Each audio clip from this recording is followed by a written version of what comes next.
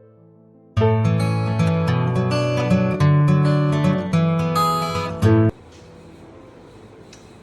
You mummy daddy.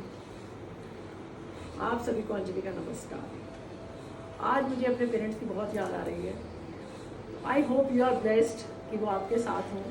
My parents are not with me.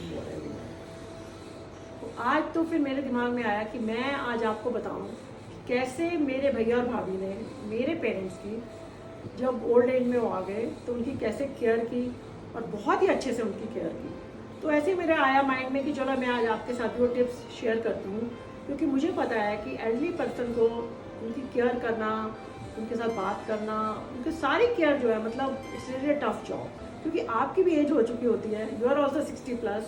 My father was 90 जब वो expire हो। हमने उनका 90th बर्थडे मना लिया था। तो आई नो कि क्या क्या प्रॉब्लम्स होती हैं, और भी मैंने कई लोगों को देखा है। So I just want to share with you कि क्या क्या हम कर सकते हैं कि उनकी भी लाइफ अच्छी रहे और आपकी भी लाइफ अच्छी रहे और आप उनकी अच्छे से केयर कर सकें। यू कैन अंडरस्टैंड कि इट्स वेरी टफ जॉब, क्योंकि वो बिल्कुल बच्चों की तरह हो जाते हैं और जिद करते हैं हमने ये नहीं खाना, या टाइम से कई बार कहेंगे मेडिसिन नहीं लेनी। और हमारे अंदर भी कई बार गिल्ट आ जाती है, जैसे हमने कहीं जाना है तो हमें लगता है उनको छोड़कर जा रहे हैं, उनको हम लेके नहीं जा पाते हैं कई बार, they are on the bed. I mean it depends कि उनकी क्या पोजीशन चल रही है, और हमारी बॉडी से भी नहीं कई बार निकलता है।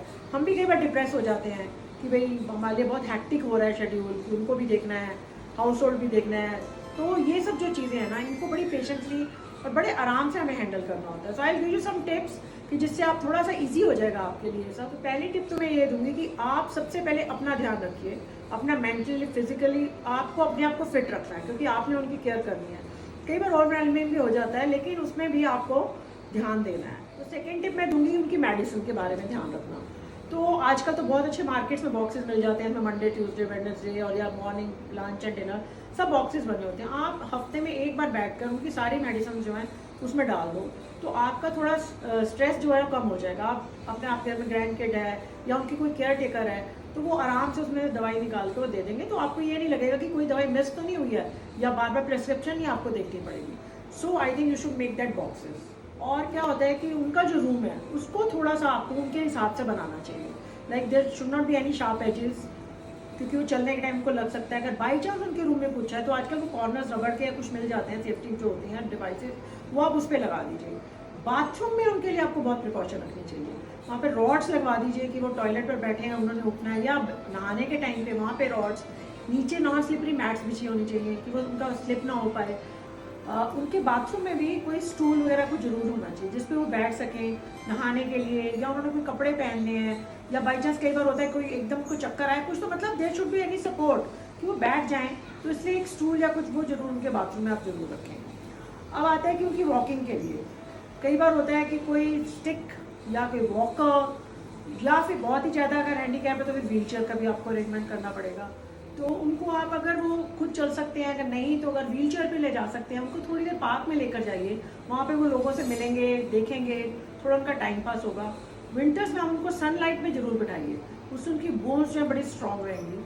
तो बालकनी में उनको थोड़ी देर के लिए बिठा दीजिए, अगर वो नीचे नहीं आप ला सकते उनको, तो उससे ये होगा कि थोड़ा सा उनको दुनिया के बारे में पता लगेगा। और मेन जो है ना, उनको एंटरटेन रखना चाहिए। क्या होता है कि इस एज में आके कई बार वो डिप्रेस हो जाते हैं कि जैसे भी कोई हमारे साथ कोई बात करने वाला नहीं है। तो मैं ये कहूँगी जैसे आप डिनर टेबल पे बैठे हुए हैं तो उनको भी अपने साथ बिठाइए जरूर, चाहे उन्होंने पहले खाना खा लिया, आप लेट खा रहे हैं, पर उस टाइम जब फैमिली टाइम होता है ना, तो हमें उनको अपने साथ बिठाना चाहिए।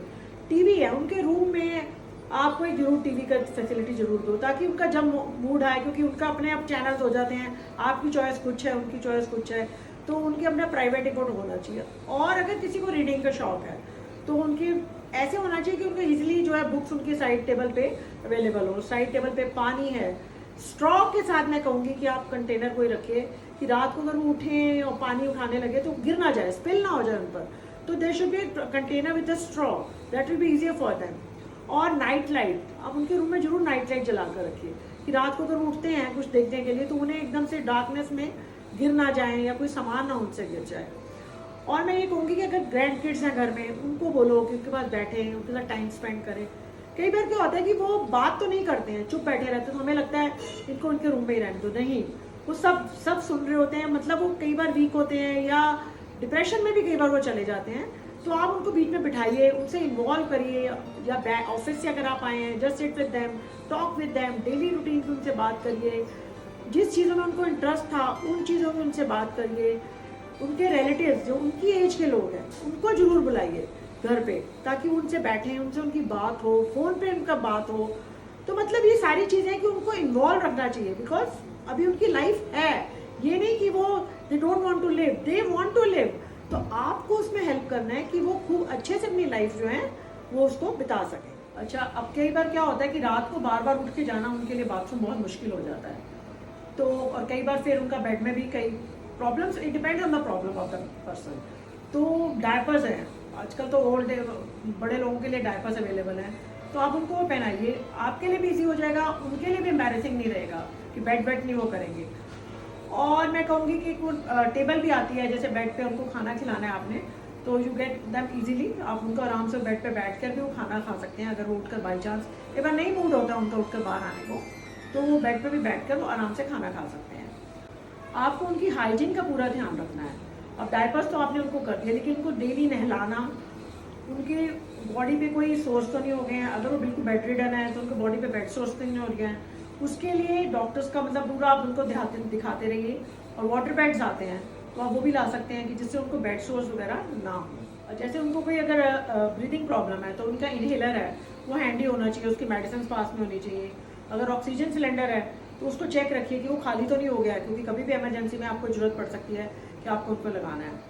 अब कई बार क्या होता है कि उनकी मेमोरी लॉस हो जाता है, तो आपको डिमेंशिया जैसे कहते हैं, कि उसके लिए आपको मतलब ये ध्यान रखना है कि वो कभी अकेले घर से ना, उनको अकेला मत छोड़िए पहले तो। और अगर वो कई बार होता है वो नहीं मानते हैं, हल्की सी प्रॉब्लम है, आपको लगता है कि नहीं नहीं कोई बात नहीं, सामने पार्क है, वो जा सकते हैं, तो फिर आपको कोई ट्रैकिंग डिवाइस जो है वो उनकी जरूर बॉडी में कहीं पे भी, आजकल तो बहुत सारे सिस्टम्स आ गए हैं, तो वो उनके ट्रैकिंग डिवाइस आप उनके साथ जरूर लगाइए, हैंड पे कर दीजिए, कपड़ों में डाल दीजिए, कुछ भी। मोबाइल फ़ोन अगर वो चलाते हैं तो उनको मोबाइल फ़ोन जरूर दीजिए, तो वो जो है आप उनका बिल्कुल उस चीज़ को उसमें टच में रखना है उनको आपने। आजकल सीसीटीवी कैमरा जो है वो काफ़ी पॉपुलर हो गए हैं, आप उनके रूम में लगा सकते हैं और घर में भी लगा सकते हैं, ताकि आप बाई चांस कहीं गए हुए हैं तो आप वहाँ से देख सकते हैं कि वो ठीक तो हैं, सो रहे हैं, उठ गए हैं, कोई प्रॉब्लम तो नहीं हुई है, तो आप उससे बात भी कर सकते हैं सीसीटीवी कैमरा से। तो मैं एडवाइस करूँगी कि आप अगर हो सके इफ़ पॉसिबल तो आप ये भी एक ज़रूर आप उसमें कर सकते हैं।